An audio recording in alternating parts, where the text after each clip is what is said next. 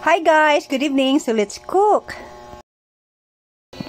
So here I have a elbow macaroni, which is I don't have the spaghetti noodles, so I use the elbow macaroni for my spaghetti tonight.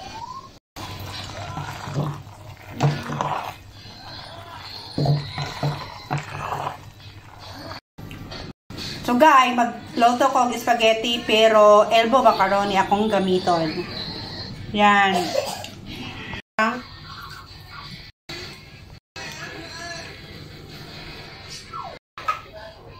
So yan na po ang elbow macaroni guys. Wala akong noodles for spaghetti but I will use this one.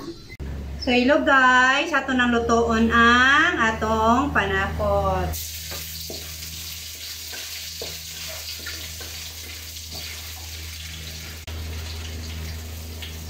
Saan na? Tabang dito mo. Oh. Ilang tubig.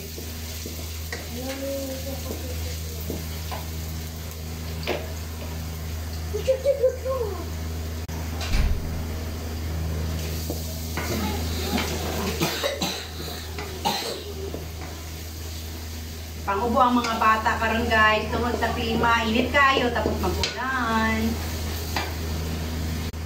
Lutoon sa nato gadyot ang hotdog guys.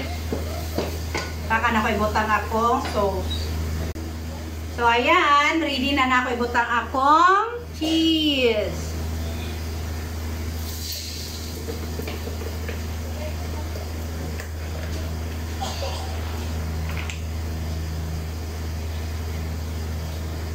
Hi guys, lahi jud ko magluto ng spaghetti kay butangan ako og gatas. Angel condensada guys, kay parang sweet spaghetti siya. Butangan ako siya og condense. Ayan po. Ayan guys, nilagyan ko siya ng kondensada para magiging sweet ang atong sauce.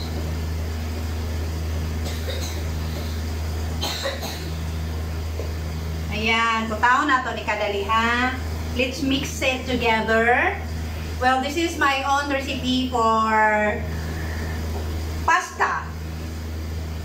Dili nyo ko mapalo recipe guys. Pero let's just say this is a spaghetti but made of macaroni, elbow macaroni na noodles. So guys, ilunod na ako akong elbow macaroni.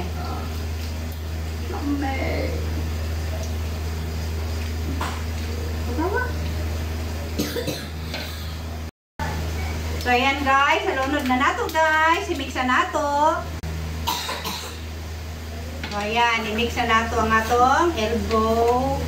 Wala ko gawin spaghetti noodles for a change. Elbow macaroni ang akong gigamit. So this is it. Ayan, dali na kayo na siya lutuon guys. Wait ka ma. Wait lang. So mix na nato guys. I-mix na natong ayo. Yan, luto na po yan. So, let's get some to serve.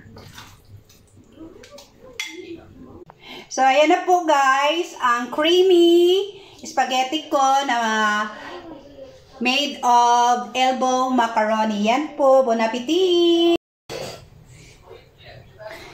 Please don't forget to like and subscribe po ang akong spaghetti na made of elbow macaroni instead of using the usual spaghetti noodles. Bon appetit! Yummy kay ni guys! Gibutangan ako siya kondensada ato nga sauce na ko kaganiha. So, dili siya yung usual na red sauce. So, I hope you like my video guys and please don't forget to share, like, and subscribe po. It's at Daphne and Victoria 777. God bless us all. Thank you and good night.